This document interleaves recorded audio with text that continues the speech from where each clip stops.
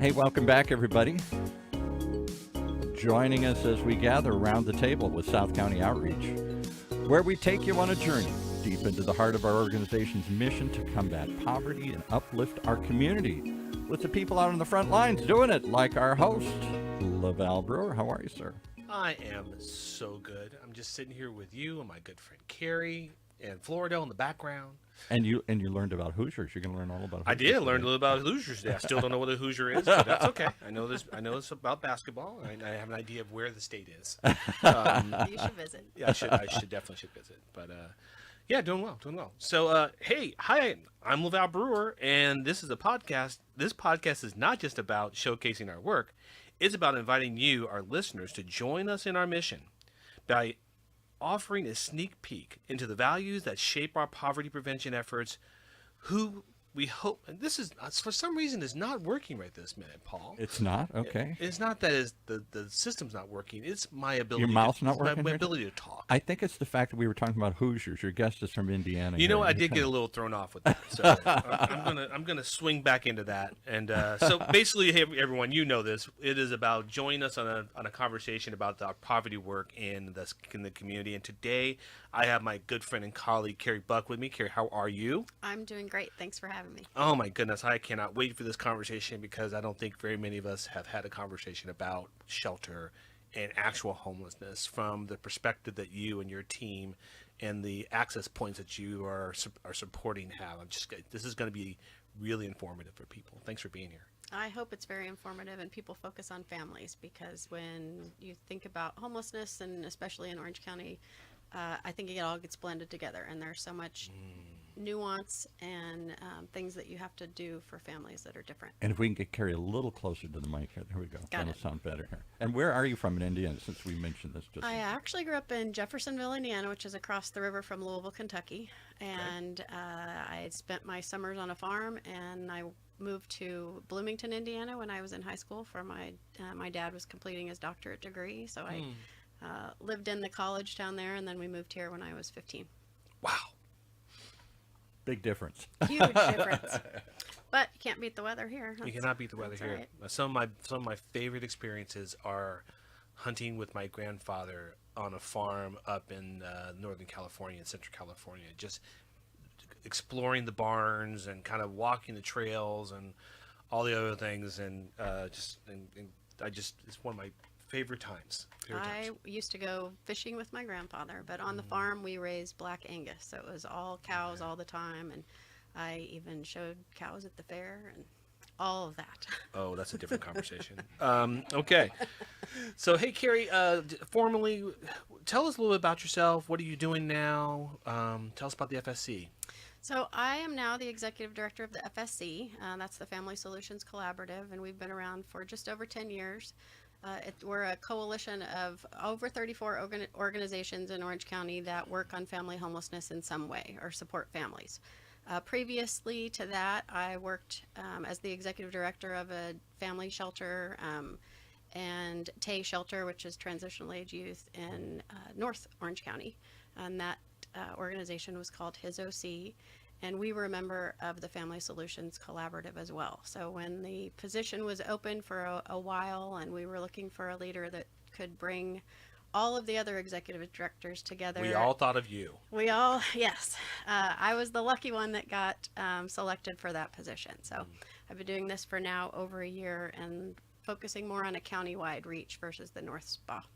Yeah, so for a little bit of context, when Carrie was on the executive committee with me, I happened to be the chair and was responsible for recruiting. So I'm super excited about you because I think it was about 9 months that I was running our organization and co-leading the Family Solutions Collaborative Coalition, and you have done a much better job of it than I ever would. Well, I was the chair during the COVID year. That's true. And that was incredibly hard as well. Yeah, so we learn a lot. We all have to do a lot for families. Yeah. All right, so let's get it. South County Outreach, we're an access point of the Family Solutions Collaborative, which means what? The access point means that you work directly with us and you are the front line. of what's happening in homelessness. So we have 12 access points all around, open access points all around Orange County in North Central and South Spa. SPA means service planning area, and we just divided it up in alignment with the county to make it easier to manage.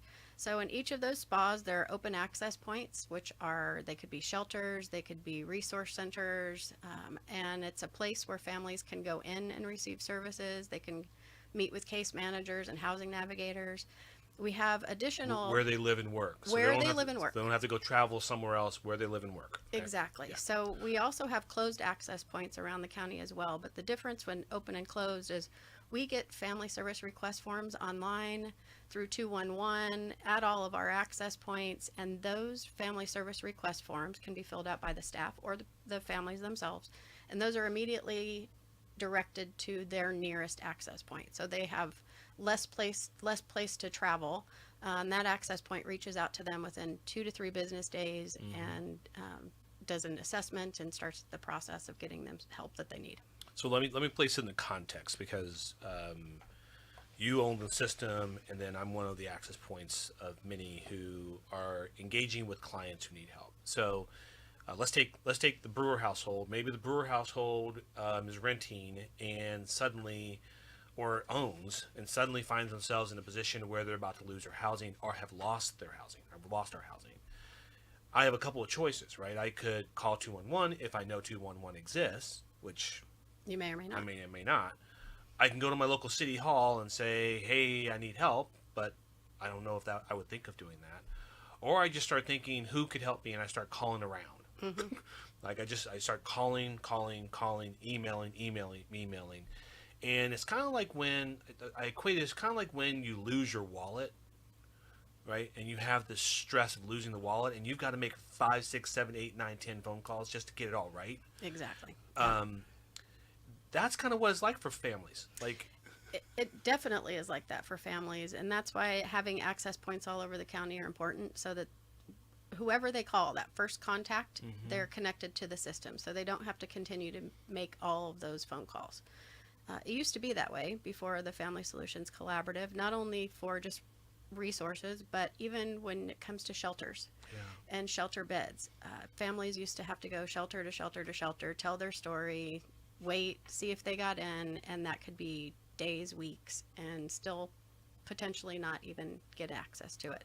So we all wanted to come together as executive directors of those programs and make it better for families and easier for families. We should be doing the work. We know what we're doing. We can connect.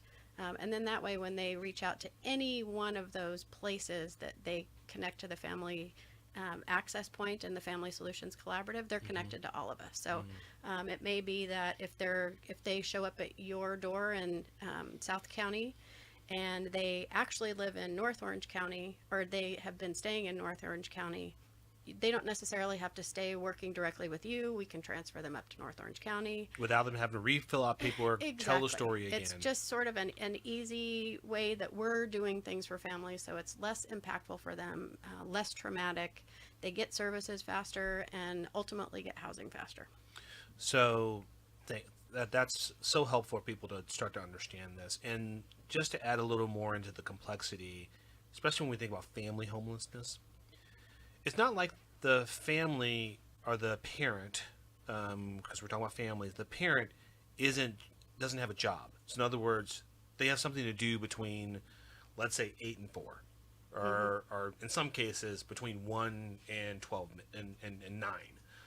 So it's not like they're laying around twiddling their thumbs, kind of hanging out in front of the grocery store or something else. They're actually trying to make a living.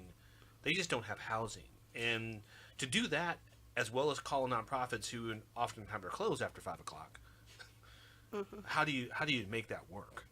That's where the online form can be submitted at any time, day or night, and then you put on there what is the best time to reach you, and so that informs the staff at the access points when to contact that family.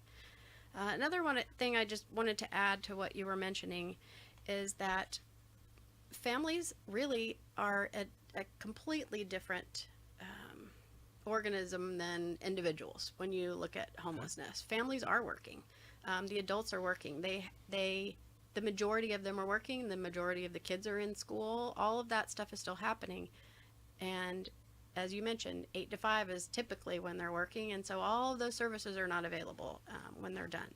So it's incredibly important that people understand that this is a poverty issue.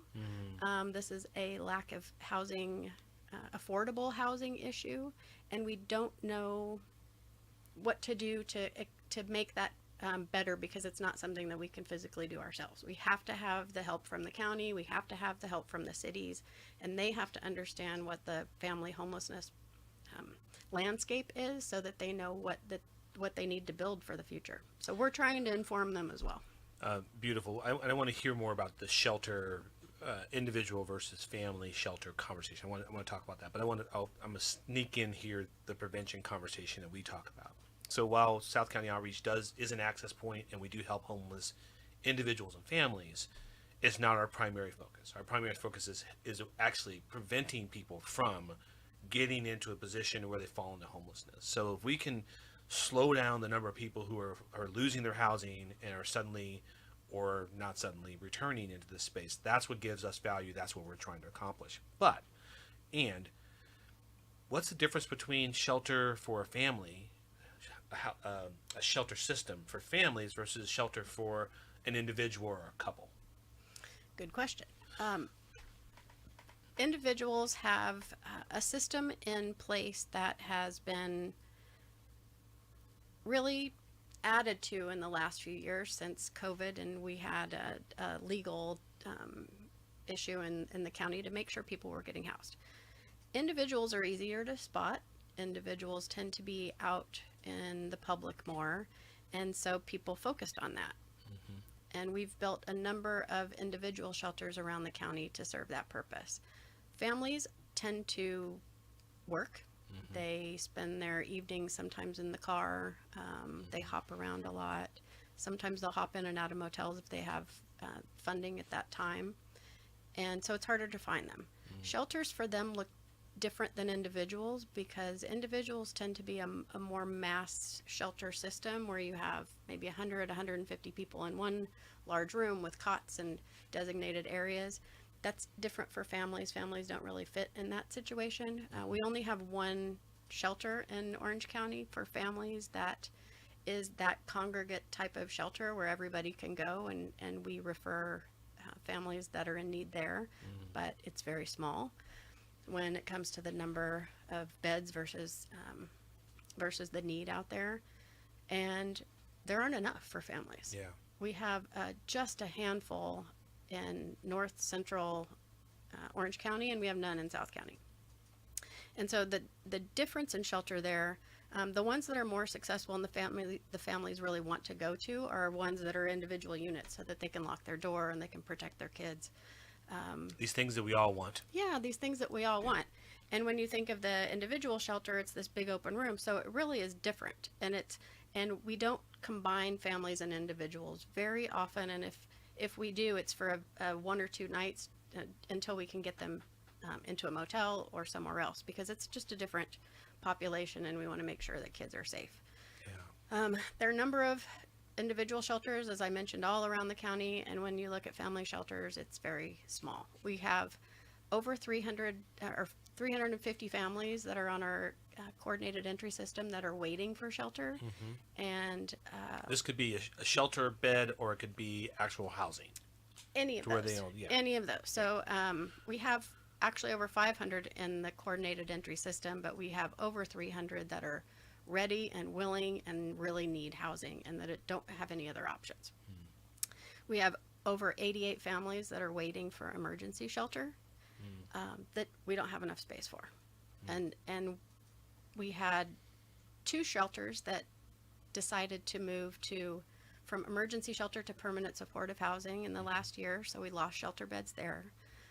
The family care center is in Orange, and it really is responds to everything in the county because we don't have enough. So that's the central largest family shelter that we have, but they're full, and they were at risk of closing last year because there isn't sustainable funding from a main source. So we're constantly fundraising for families to make sure that we keep them housed and to keep those shelter beds open, and they're shrinking every single year. Yeah, that's a sad statistic that we want to fix. Yes. And there are lots of ways to fix it. We're not going to talk about today. But I'm just so thankful for you to come and talk about what this means and how this is occurring. But let's talk just one more step deep. What does it mean for families? Like what is it? What's the difference between? Obviously, we know the difference between being housed and unhoused. I think everyone kind of has a basic understanding. But family unhoused versus family who's housed. We know the family housed piece. What's happening in these families that are unhoused?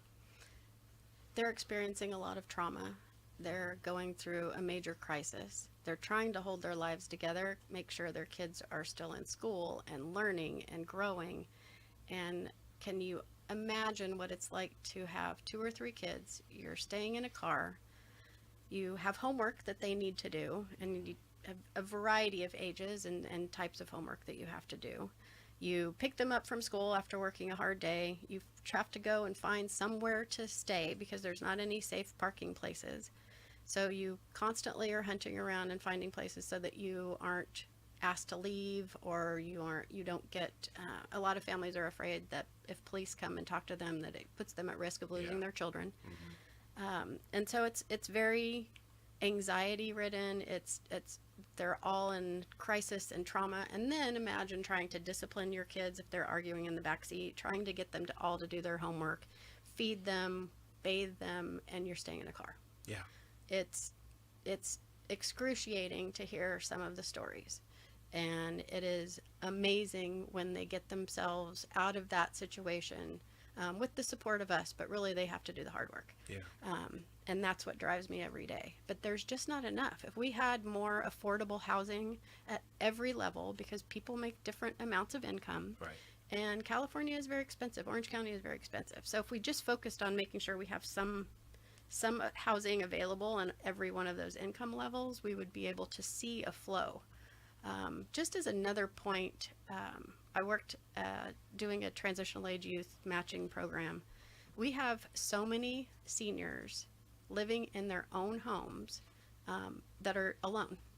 And if they had an opportunity to find some sort of affordable place to live that didn't decimate all of their equity and savings, then they would likely move out of that single family home and free that up. But we just don't have a flow. We're just kind of at a standstill. Yeah. And what that means for families is they're at a standstill. And so your children just keep aging up, and you're going through that. And hopefully one day, you make more money, or your children can now start to impact the household income. But that's not a long-term solution. Yeah. We need to do something better. So I think we're going to transition, but just to kind of bring more connection to that, when I see a car in the pantry line, in the pantry parking lot, and I've started to notice more and more that there are more ice chests in the back of those cars, right? And when the first time I saw an ice chest, I was like, oh, nice chest. I'm like, it was summertime. I was thinking they're going to the beach. Not really, that's not what I was thinking. But then I started recognizing more and more. I'm like, okay, so how do you do that? How do you make meal in a car for a family? How do you get a shower for a family and their kids so they go to school and won't be embarrassed? All these difficult things. We help with the food, and we help with the access point, and we help with keeping people from being unhoused. But I want people to really understand just how difficult it is for a family to do this, and I appreciate you bringing that out and talking to me. So we're gonna move on to the last part, and I think you may have gotten the heads up about our 3 questions. Yes. So we're gonna ask you 3 questions. Who influences you? Favorite food from childhood, because we're around the table, and then finally, who would you like to sit at your table? So let's start off. Who influences you? Who influences me? Well, my dad actually influences me quite a bit, and he would be so happy to hear that. He just thinks very globally. He really focuses on what is best for children and families, and that's probably where I got it. He was the director of special education in various districts my whole life, And so that was the conversation around the table, is how do we make things better for kids? Yeah. Oh, what a heart for people to be in special education. Yeah. There's a place in heaven for you. There's a place in heaven for everybody. But there's a place in heaven for you. You get a front row seat because you've had things. So what was your favorite food from childcare? From childhood. Gosh, growing up in Indiana, it was a lot of meat and potatoes. Okay. So I would say steak and ribs from my childhood. As I got older and moved here, especially pizza and tacos, hands down. So interesting. Oh my God. Now we're having some people over, and I'm debating: do I do the brisket on the smoker, or do I do the flank steak and make tacos? Carne asada. So That's a tough difficult. So difficult. Okay. So final thing. So who would you like to sit around the table with?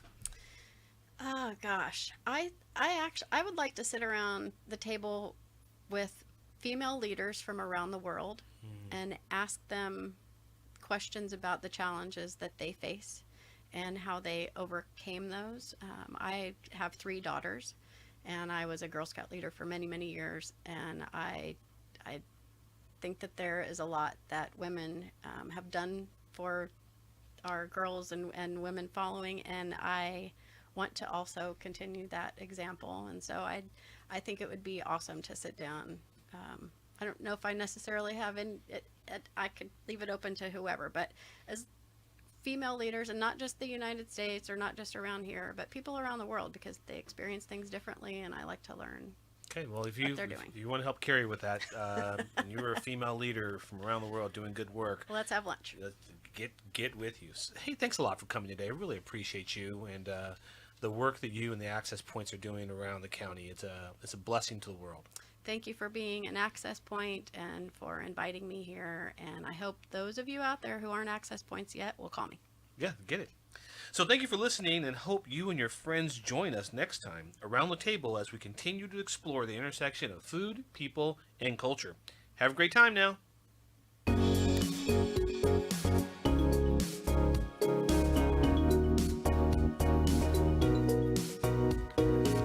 Well, there you have it. One more reason to tune in each and every time as we gather around the table with South County Outreach, right here in Orange County's only community radio station, OC Talk Radio, streaming live from our studios here at the University of California, Irvine's Beale Applied Innovation Center.